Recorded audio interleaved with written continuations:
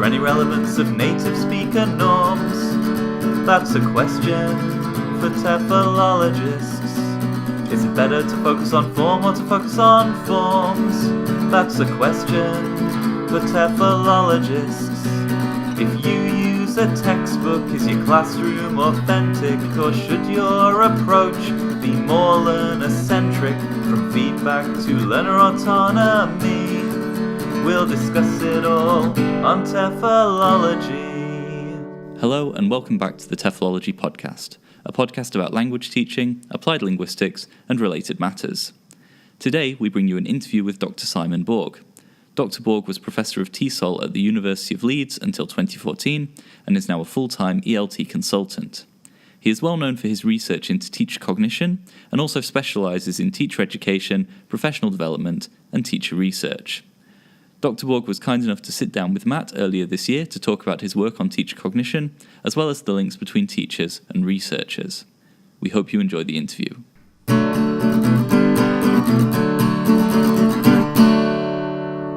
Okay, so I'm sitting here with s.Borg in Starbucks in Japan. Simon's over in Japan to give some presentations and workshops this coming week. Firstly, Simon, thank you for spending or using some of your time to be here today. My pleasure. I wonder if we could begin by, could you briefly sort of chart your career, if possible? Sure. So briefly, started off as a teacher of English in state and private English language schools. That was towards the end of the 80s, very end of the 80s. And then taught for about 10 years. So it's always good to say I have actually been in a classroom. Right, yeah. And then moved into teacher education, so teacher training, teacher education, and then into an academic career when I moved to the University of Leeds in 1998. Okay. And I stayed there for 15 years. And since then, so since 2014, I'm still connected with the university, but my primary job these days is as an English language teaching consultant, right, which I do on a freelance basis. I see. And that's something that on our podcast, we were interesting to find out about what that kind of entails, being an ELT consultant. Sure. Okay. So you work freelance first of all, and therefore you can do maybe a wider range of things than you can when you have an employer. Right. At the same time, it's very different to being in full-time employment, because you actually have to you have to find the work. So one big difference is between being more academic and being more entrepreneurial in a sense. Okay. But the way it works is there are a number of teacher development projects running around the world, very often supported by organisations such as the British Council, right, okay. or Cambridge Assessment English, as they're now called. And they tend to work with ministries of education in various contexts, and they help them with teacher training or educational reform or curricular reform. Okay. And very often on those projects, they do bring in external consultants to advise at different stages. It could be at the stage of design, it could be at the stage of delivery, right, and it could be at the stage of evaluation, or it could be more than one of those. And that's what I do in essence as a consultant. So I draw on my academic background in research and teacher education, and that provides a very nice fit to the kind of expertise they need, or the kind of support they need on those projects. So typically I'm brought in maybe at the beginning of the project. They say, here's the plan, tell us what you think about it. So I do a bit of an analysis and give some advice, or maybe during the project, and very often at the end of the project they'll say, here's the evaluation data we've collected, can you help us analyze this, do a report. and increasingly these days writing an academic paper as well, which is an interesting development, I think quite recent. In the past, a lot of this work led to internal reports, which never saw the broader light of day. But now there is I see an increasing interest on publicising these projects a bit more widely, particularly in the academic literature. Right. So on a couple of recent projects, for example, just yesterday, we had a paper published in a journal called Teaching and Teacher Education, which is about a large-scale teacher-educator development project we worked on in Myanmar. Okay. So that's a good example of the kind of thing I'm talking about. There is a greater interest, not just in doing the projects and having internal reports, but also communicating more widely. So that's really the bulk of my work. So I'm probably involved at any time in, I don't know, 8 to 10 different projects around the world. So at the moment I'm working on projects in India, Azerbaijan, Egypt, Jordan, and other places. In addition to that, I'm still involved with universities. So I have a professor position at the University of Norway, so I spend 4 weeks a year there, and my job there is to help the team with their research activities. So it's interesting because I get to do a wide range of things. In some ways it's a bit more challenging than being a full-time academic. In some ways it's of course a lot more exciting. Do you think it helped having an academic background before you became an ERT consultant? Undoubtedly. It would be very difficult just to move into consultancy without any track record in that field. So because my academic background is in professional development or teacher education, so I have a reasonably good profile in that area. Of course, it helps when I'm moving into consultancy. Having said that, when consultants are being employed, the organisation running the projects are not only looking for someone with an academic background. So an academic background is not enough. Very often. So if you say I've got 3 PhDs, it doesn't necessarily mean they're going to give you the job. I don't have 3 PhDs, by the way. So the other thing you need, of course, is practical experience of consultancy, and that's something, of course, you need to build up over time. Was it? Was it your intention to become more practically oriented? You talked about the effect of the research and the reports. Was that your intention? I think so. I mean, I've always retained, a very practical outlook on my work. I'm not sort of a high level or a deep theorizer. I think the appeal of one of the reasons my work is, I think, widely read is that people can understand it, and that's important to me. So it's about accessibility, it's about practical, it's about what does it mean on the ground to people, which is another reason I enjoy working on these teacher development projects, because that's happening on the ground. You've got 37,000 teachers who need to be trained in a year. So how do you make that happen in a way that's reasonably effective, given all the constraints that surround it? That's really exciting, and because you can see change happening as well. So of course having the academic background helps, because you can feed into that. Into the design of projects, into the way projects are evaluated. But it is, at the end of the day, education is, at the end of the day, a practical undertaking. Would you say it's quite a unique position to kind of cross borders between being a more academically oriented professional and as a consultant? I think so. I think there are many consultants out there, of course, but I think it's unusual for someone in my position, in other words, not retired or not close to retiring, to have left academia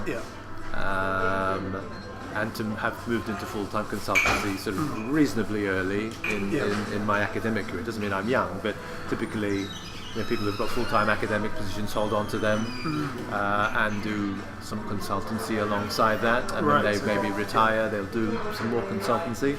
Whereas I moved into it a bit earlier, which I think does give my profile a slightly different character. Excellent. So let's change the focus slightly and talk about one of your, I guess, most well-known research interests or contributions is teacher cognition research. And borrowing from tomorrow, you'll be doing a presentation tomorrow. So I'm going to borrow from the abstract, if that's okay. Steal from the abstract, if that's okay. You say that teacher cognition refers to the unobservable dimensions of becoming, being, and developing as a teacher, and that the definitions have broadened over the last 20 years or so. So firstly, I'm wondering what is teacher cognition, and what are some of the concepts that are used when we're studying about teacher cognition? Okay, so I guess a simple distinction to begin with is that between thought and behaviour, thinking and action. So when we think about teaching, we think about it's something that you do. It's a practical activity. So you obviously teaching has a very strong behavioural element. So if we go into a classroom, what we can see is what the teacher is doing. What we can hear is what the teacher is saying. Those are the visible elements of teacher. If a teacher is sitting down and planning, we can see them maybe writing a plan. That's all observable behaviour. But of course we know that underpinning those behaviours, what teachers do, what teachers say, how teachers plan, etc. There's a lot more going on beneath the surface. It's kind of like the iceberg metaphor. You've got a bit which we can see, and there's a lot that we can't see beneath the surface, which is quite substantial. And teaching and human behaviour generally is like that. So teacher cognition is interested in those unobservable dimensions of teaching. And the key concepts that have been used over the years are beliefs is still has and remains a dominant concept. So what kinds of beliefs do teachers have about all aspects of their work, and how do they influence what they do? Knowledge is of course critical as well. The knowledge teachers have, again, knowledge is not directly observable, but of course it's there. It influences what we do and how we do it. And then there's a whole range of constructs, which overlap in many ways, and I guess in terms of the teacher, there's no distinction between them, but theoretically we can. Things like attitudes, perspectives, images, understandings, etc. And there's a whole range of these. And I think there was a point when people were just coming up with more and more new ones all the time. I didn't particularly see the value of that. It was just muddying the waters. But I think the dominant ones have been beliefs and knowledge. More recently, and this is something I'll talk about tomorrow, and I agree. There has been an effort to expand, in a sense, the scope of teaching. To say, well, if we're just thinking about the mind in a purely cognitive sense, it's a bit narrow. Teacher cognition did originate originally from developments in cognitive psychology, and so initial work in it was actually done by educational psychologists, not by educators. And there was understandably an interest in the workings of the mind as sort of an information processing machine, So that's okay. That's all the origins. And so there have been some critiques recently which say we're still too closely connected to that idea of the mind, the idea of a cognitive. So, there have been attempts to broaden it, which I'm supportive of. To say, for example, what about feelings? And sort of the definition I proposed many years ago, which is about what teachers think, do, and think, know, and believe. And so people have latched onto that. So what about feelings? And of course, there's never any intention to exclude feelings. The emotional component of teaching is important. And so recently, we've been saying, of course it includes the thoughts and the feelings. They're both important. But one interesting issue for me is where do you stop if you start broadening out the concept?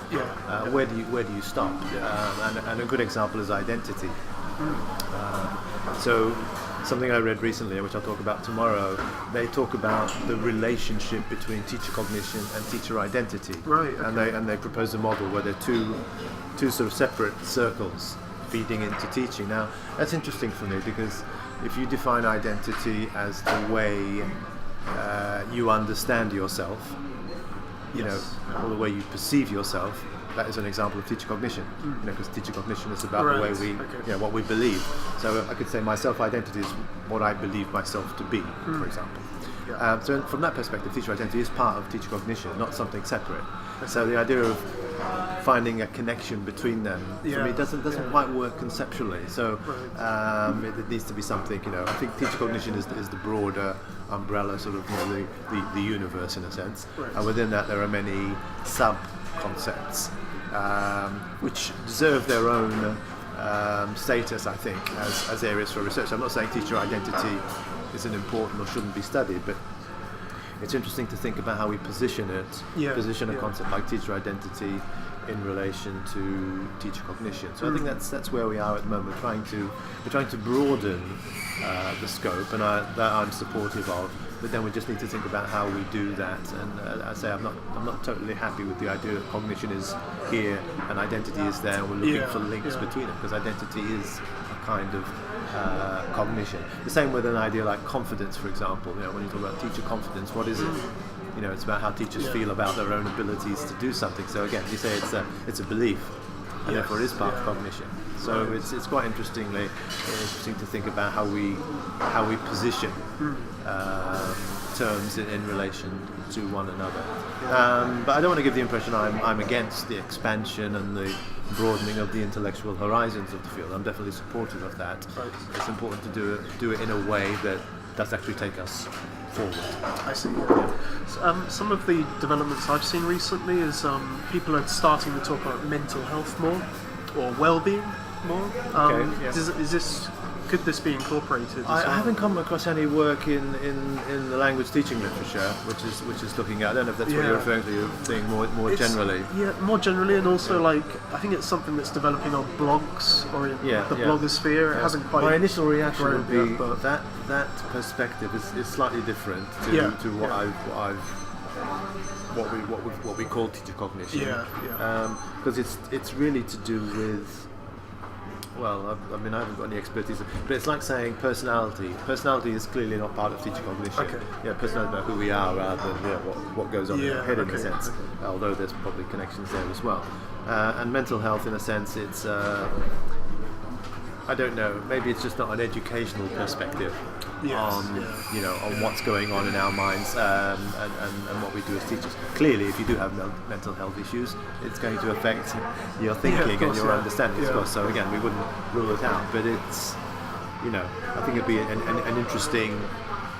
interesting perspective to bring to the understanding of teachers, but quite separate, I think, to teacher cognition as we currently understand it. I see.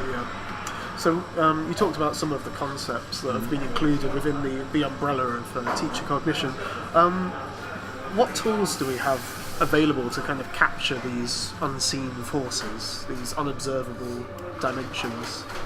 Well, lots really. Again, it depends whether we mean theoretical tools or methodological tools in terms of practical things. Okay. And I think a lot of the literature talks about the practical tools. So we need ways of making teacher cognition visible, because it's not visible. So you need sort of elicitational strategies, and so the most commonly used are interviews. Various types of interviews exist for different functions, but I think if we had to choose one most widely used strategy for gaining access to teacher cognition, it is by getting teachers to talk. It's talk.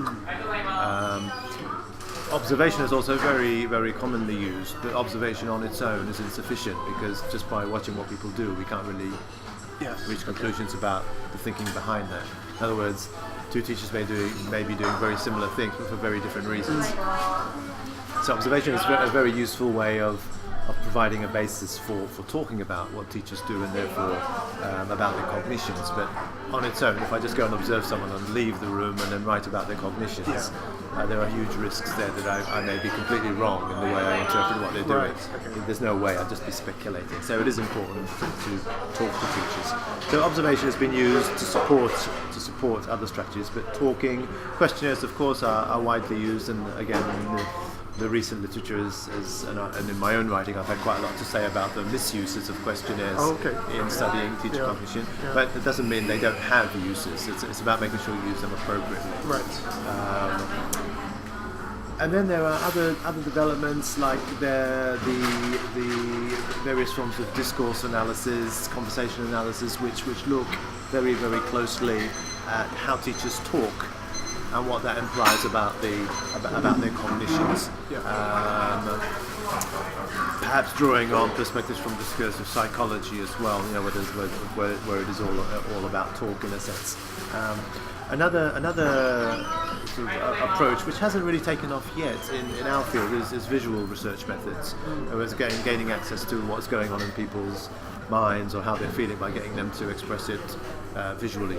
Drawing, for example, is the most obvious example. And I've done a couple of projects where we've used drawing, and they're quite interesting, but it's not something that's taken off more widely. In our field, there is a broader research, visual research methods literature in social science. That's well established. In other disciplines outside education. But I think it's got useful potential for Alpha, but not a lot of evidence of it. In terms of qualitative, quantitative distinctions, of course. There's space for both is the simple answer. Again, recent work has sort of emphasised the need for more qualitative work. But if we go back, when I started doing teacher cognition research 20 years ago, all my early work was qualitative.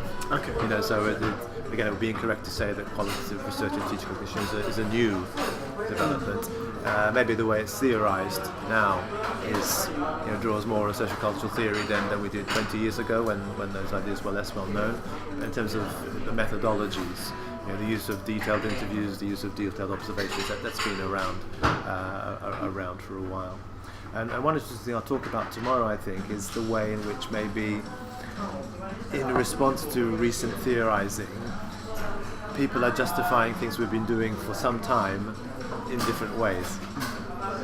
And the term I'll use to describe this tomorrow is some kind of theoretical retrofitting.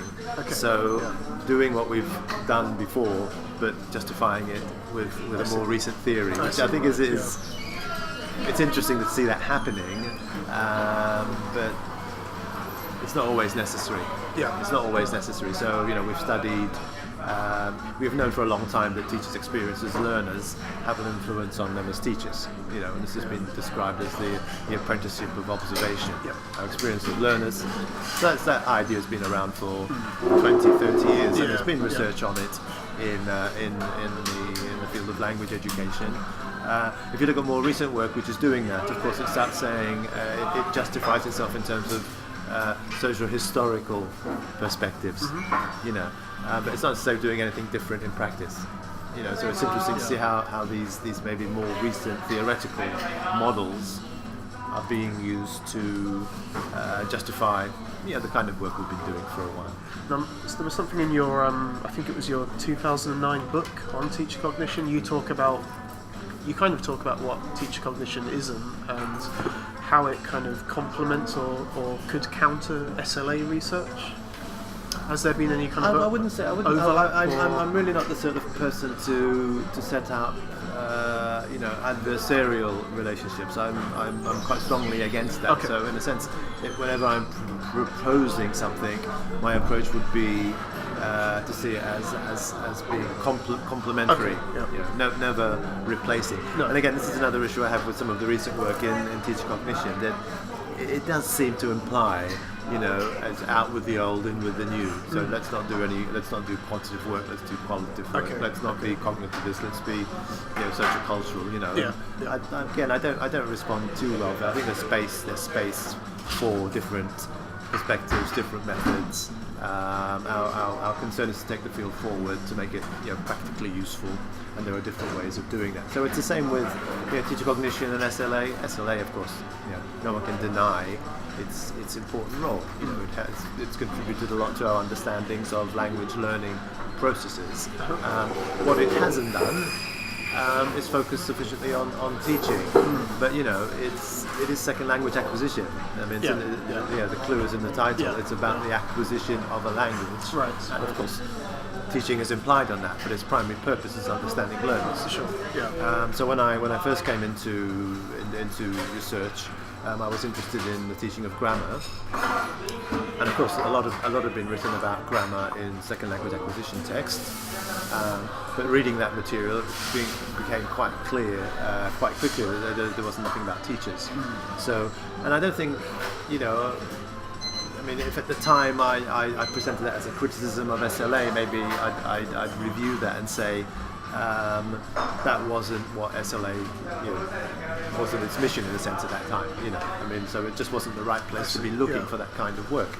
It was the teacher education literature which we needed to be looking at. And so they both sit comfortably under the broader heading of applied linguistics. And there are different areas, but they do complement one another. If you're a teacher education researcher, you're interested in teachers, how they learn, what they do, how they grow. And if you're a second language acquisition researcher, you're interested in learners, how they learn, how they grow, learning processes. And of course, if we can put those two together, they contribute to a fuller understanding of the whole enterprise of language teaching and learning. I see. So maybe time for one final question, perhaps. So teacher cognition is interested in teachers, and obviously SLA is interested in, I guess, the learning processes. This is kind of a big leap, but how can we, and some of your studies have looked into this before, the idea of teachers becoming researchers or doing research. There seems to be, like, in one of your papers, you found a lot of areas as to why teachers are kind of hesitant or hesitant towards doing research. Again, I guess it's important to be careful about how we frame those kinds of issues. I think teachers have legitimate concerns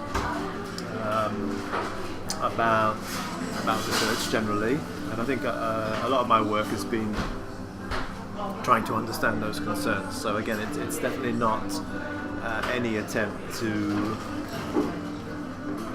criticize teachers for their lack of interest. Anyone who reads that into my work is completely misreading my work. I've always been very, very supportive of teachers, and this is my goal to try and understand their perspectives. And again, looking at it historically, there's been a tradition of work in applied linguistics promoting the idea of teacher research, action research, saying this is good for teachers. Teachers should read research of different types, do research themselves. But that was never really grounded in any understanding of what it all means to teachers.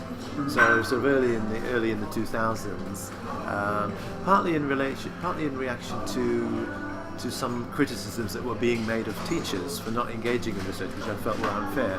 I thought it would be interesting to try and understand a bit, what this all means to teachers. So it was a natural development in the sense of the work on teacher cognition to then start looking at teachers' cognitions in relation to research. And I had a program of work, in other words, a series of projects over I don't know, 5, 6, 7 years in different contexts, trying to understand what research meant to teachers, what kinds of reading, if any, they did in relation to research, whether they did research themselves, what kinds of research they were doing, if they weren't, so trying to get that full understanding. And the results of that work were put together in a 2013 book. That brings together, the results of the different processes. If people are interested in it, that's the source to go to. So what have we learned from all of that work? Well, we have learned that if we want teachers to engage with research, we need to help them understand. Well, we need to help them gain an understanding of research, of what it means, that is of practical value to them. Which is not necessarily an academic version of research, Right. So research is for me, in the most general terms, it's some kind of systematic inquiry.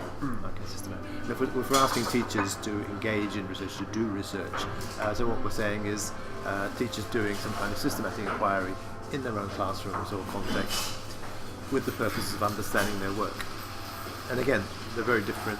Those are very different purposes to academic research purposes, where we're trying to make a contribution to knowledge on some global scale, or to theorise on a broader scale.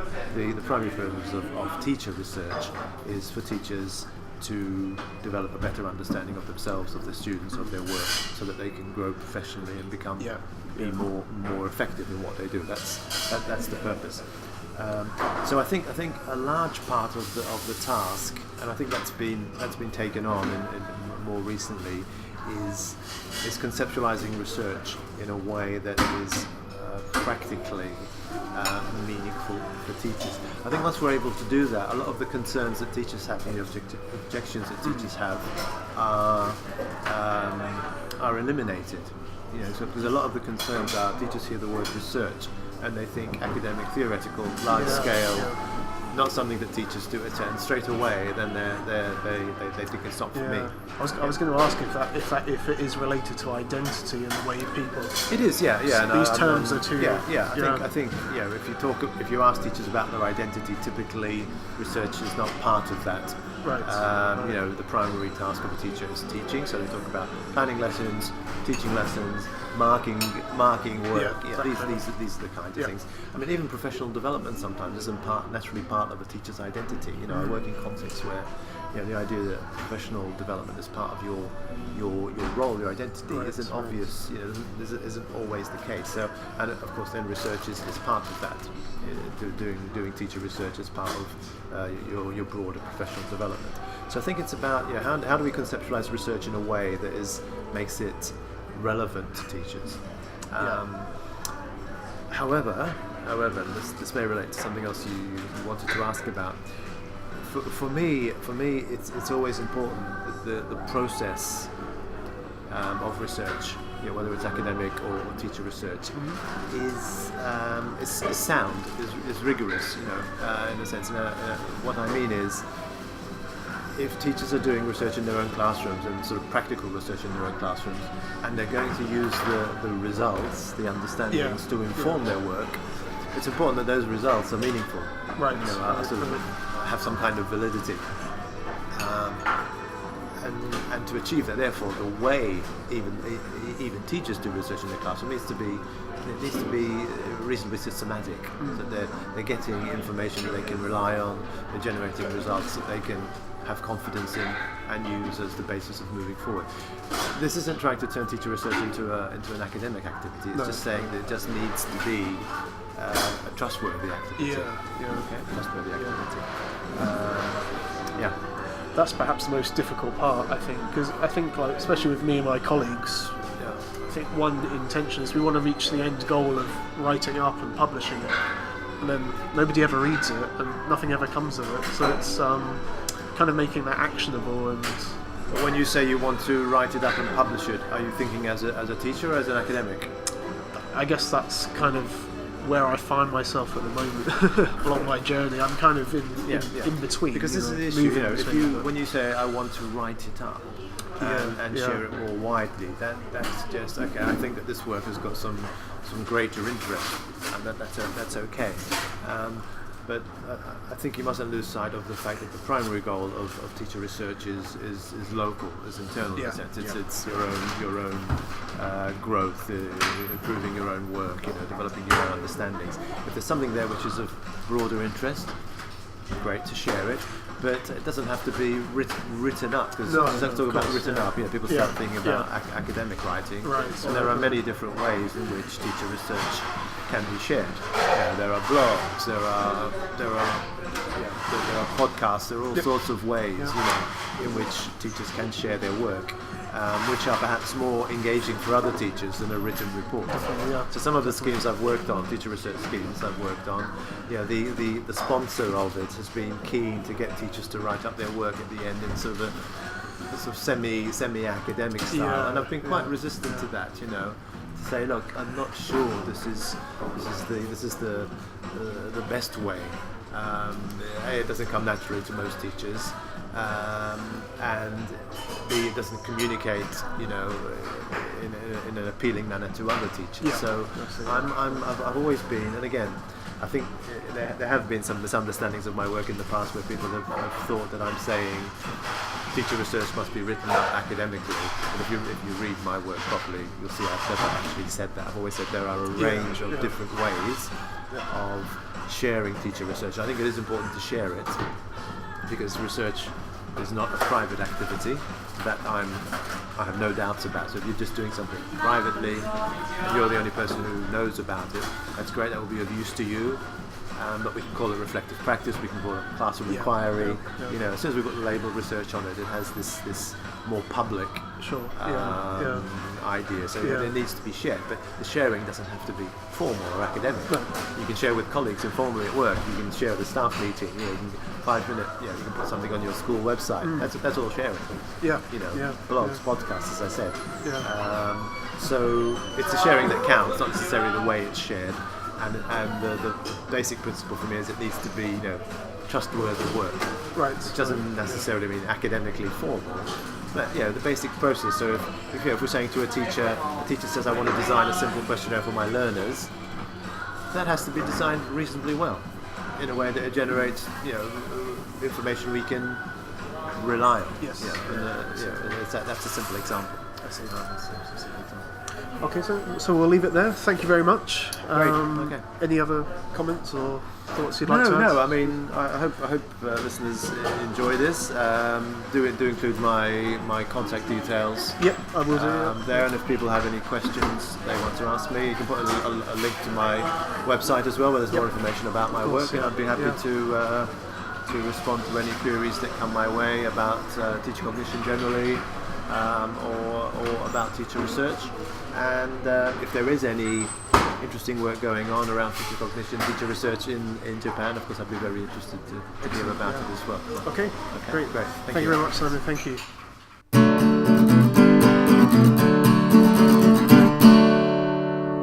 Thank you for listening to today's episode. We hope you enjoyed the interview. For more information on Simon Borg, you can visit his website at simon-borg.co.uk. We will put a link in the show notes for this episode. If you would like to get in contact with us, you can send an email to TEFLology@gmail.com, follow us on Twitter @TEFLology, and like our Facebook page. You can also check out our past episodes at TEFLology-podcast.com. We also have a book out titled Podcasting and Professional Development, a Guide for English Language Teachers, published by The Round. It really helps the show when we get ratings on iTunes and our other platforms, so if you have the time, we'd really appreciate a rating and a review. Thank you again for listening, and we'll see you in the next episode.